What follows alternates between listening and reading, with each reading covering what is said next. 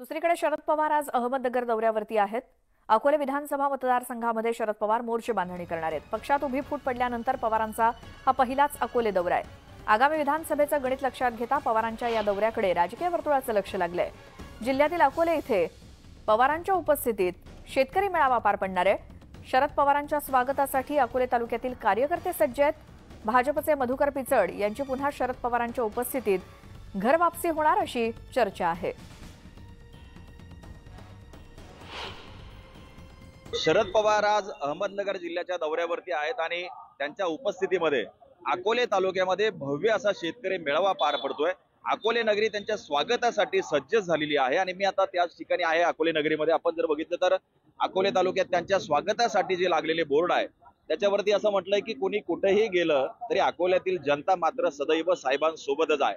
आपण जर बघितलं तर लोकसभा निवडणुकीमध्ये सुद्धा या तालुक्याने आघाडीचे जे उमेदवार आहेत वाघचौरे, भाऊसाहेब वाघचौरे यांना जवळपास 65,000 मतांचं लीड दिलेलं होतं। याच मतांच्या जोरावरती त्यांचा विजय झालेला होता। आज अशोकराव भांगरे यांचा 61वी जयंती या ठिकाणी साजरी केली जाते आणि त्यानिमित्तानं शेतकरी मेळावा होतोय।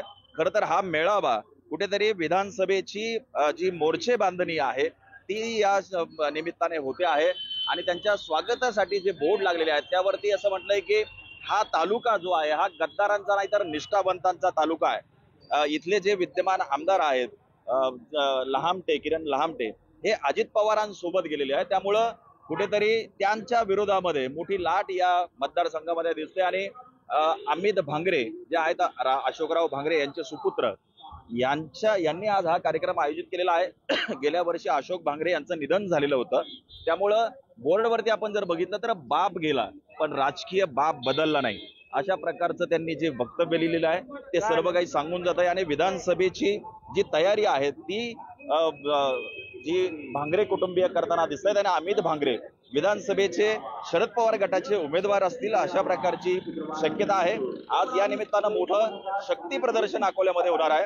साधारण 10 ते 10:30 वाजता शरद पवारांचं आगमन कळस या गावामध्ये होईल। मोटरसायकल रॅलीने त्यांचं आगमन या चौकामध्ये होणार आहे। त्यांचं इथे जेसीबीने हार घालून स्वागत असेल, जेसीबीतून पुष्पवृष्टी असेल, अशा प्रकारे ढोल ताशांच्या गजरामध्ये रॅली या ठिकाणाहून ओपन जीप मधून निघणार आहे आणि बाजार तळावरती भव्य असा शेतकरी मेळावा पार पडणार आहे। हरीश दिमोटे, न्यूज 18 लोकमत, अहमदनगर।